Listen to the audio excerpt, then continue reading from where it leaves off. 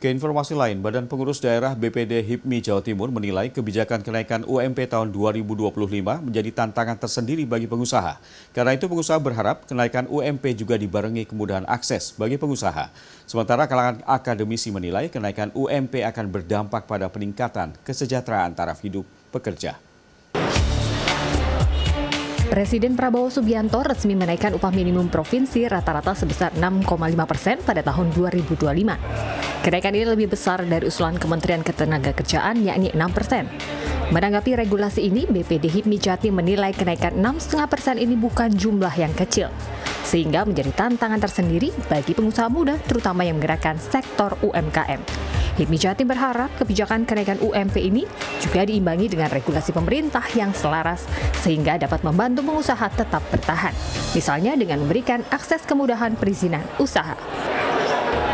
Kami mengusulkan nih, jadi kalau misalnya pemerintah ini memberikan keputusan untuk menaikkan upah dengan rata-rata 6,5%, kami dari para pengusaha, khususnya di pengusaha muda di sektor UMKM yang tergabung di HIPMI Jawa Timur, itu kami melihat dengan kenaikan ini harus betul-betul dibantu dengan kemudahan akses untuk para pengusaha, terutama para pengusaha pemula. Tentu kami melihat ini kalau naik upah, kami juga memohon sama pemerintah untuk bisa membuat kebijakan-kebijakan yang juga dengan pro pengusaha, yaitu mungkin dengan memberikan insentif pajak, memberikan kemudahan perizinan, dan yang lain-lain yang terutama dengan kemudahan-kemudahan usaha kami ke depan. Sementara itu, menurut dosen Ekonomi Internasional Bisnis Manajemen Universitas Ciputra Surabaya, Sri Natasha, ada beberapa instrumen yang menjadi tolak ukur wilayah tersebut layak mendapatkan kenaikan UMP. Pemerintah harus memastikan bahwa produktivitas di wilayah tersebut tinggi.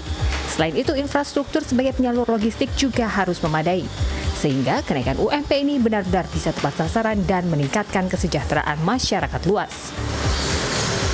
Dari sisi tenaga kerja jangan hanya happy 6,5%, tapi mari meningkatkan kualitas dan kapasitas kemampuan ketika berada di dunia kerja, sehingga produktivitas tenaga kerja juga tidak meningkat hanya 6,5%. Sebagai tenaga kerja, dia juga harus meningkatkan produktivitasnya mungkin 30%, 40% demi satu tujuan kita bersama, Indonesia Emas 2045 begitu. Jadi dari sisi pengusaha juga kembali memanusiakan manusia, begitu ya, karena setiap orang itu butuh peningkatan kesejahteraan taraf hidup. Jadi dari sisi pemerintah juga melindungi pengusaha dari sisi regulasi, menyediakan infrastruktur yang baik, membuka investasi dengan luar negeri kembali begitu. Masih menurut Natasha, kenaikan upah ini dapat meningkatkan produktivitas tenaga kerja, namun di sisi lain juga dapat mengurangi penyerapan tenaga kerja di beberapa sektor usaha yang tidak cukup kuat untuk membayar upah pekerja.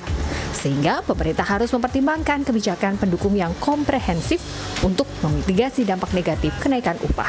Kia Clarissa, Agadipa, Surabaya, Jawa Timur.